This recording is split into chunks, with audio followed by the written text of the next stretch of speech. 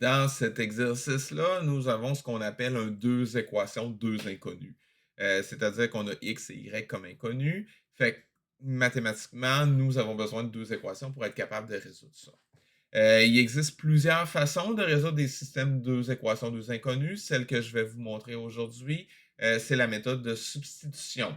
Donc, nous allons substituer l'équivalent d'une des deux variables.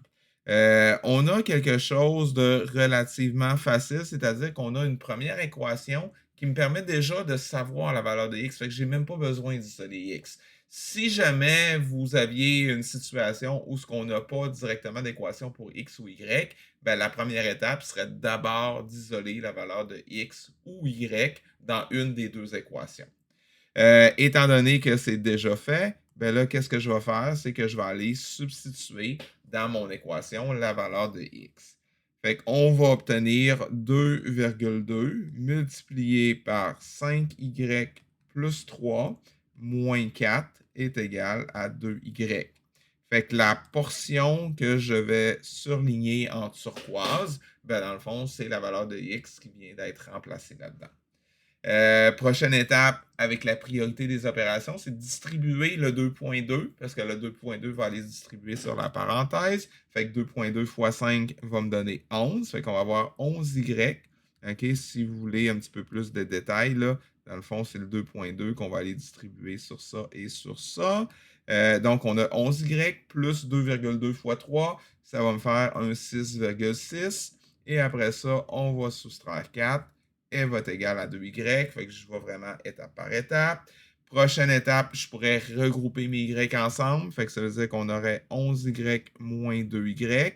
Et après ça, je vais regrouper les unités de l'autre côté. Fait que mon moins 4 devient un plus 4 et mon 6,6 devient un moins 6,6.